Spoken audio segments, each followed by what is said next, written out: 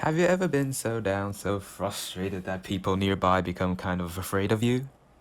Well, there was one time where I got a bad grade on my Chinese test despite all my efforts, and my homeroom teacher literally humiliated me just because of my score, regardless of my other academic performances, which really pissed me off. Despite how many times my friends told me not to take her insult seriously, I was still fueled by anger. After I got home from school, my mom asked about my test results, triggering me immediately. So I shouted at her and then treated her poorly for no particular reason for the rest of the day, releasing my anxiety on her. And this is where I really messed up. Having been yelled continuously by her son, my mom eventually couldn't take it anymore and beat the crap out of me. So I ended up with scars and bruises. This is what really happened when I lost control of my emotions, causing chaos and experiencing what hell really is. There's no denying that schools are meant to educate people, and I believe a lot of us have suffered or have been suffering from it. However, in Taiwan, our educational systems do all they can to turn people from dumbasses to the elites among elites in no time by stuffing students with giant amounts of textbooks and homework, and force students to study 24/7, comprehend all the handouts given by teachers, write down every note during class, and do a lot of practice. Then comes a tsunami of tests and quizzes, wiping out those who aren't able to stand the difficulty and stress brought by it. Thanks to our educational system, there are so much pressure and work imposed on us. Besides schoolwork, there are also relationship problems or situations where our values conflict with our identities. Thus, our emotions are often carried by all these shits happening in our lives.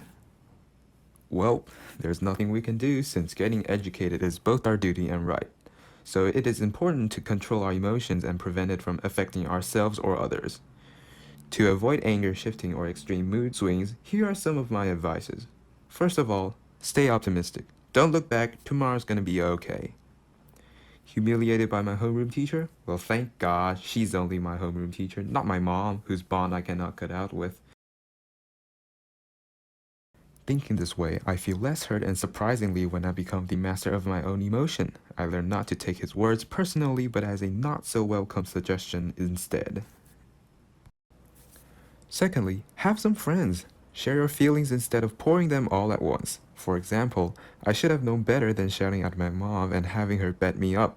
I should have shared my anger with my friends, poured out all my rage to them, inviting them to do whatever the name calling that comes to our mind. We should be the master of our own emotions, speaking out how we feel, but to the right persons with the right people.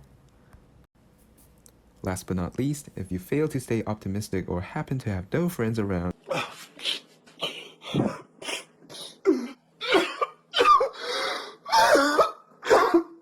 go exercising or engaging in hobbies.